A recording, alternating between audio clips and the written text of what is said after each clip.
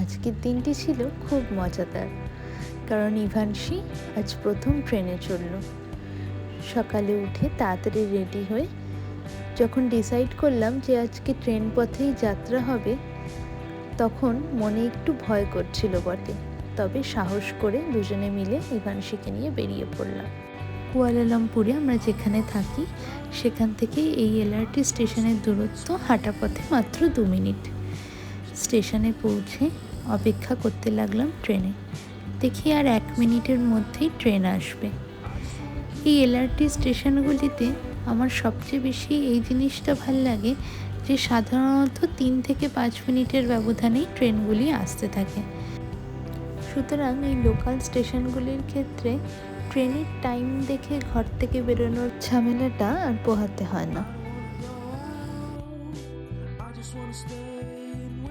স্টেশনে ট্রেন ঢোকার পর আমার একটু চিন্তা হচ্ছিল যে ট্রেনের ভেতরে গিয়ে ইভানশি কেমন রিয়্যাক্ট করবে, কিন্তু দেখলাম যে ও একদমই শান্ত ছিল পুরো থ্রু আউট ট্রেন জার্নিতে। যদিও বা আমরা একটি স্টেশনে ট্রাভেল করেছিলাম, কিন্তু ও পুরো জার্নিটাতে খুব এনজয় করছিল, চারিদিকে এত আলো দেখে খুব মজা পাচ্ছিল।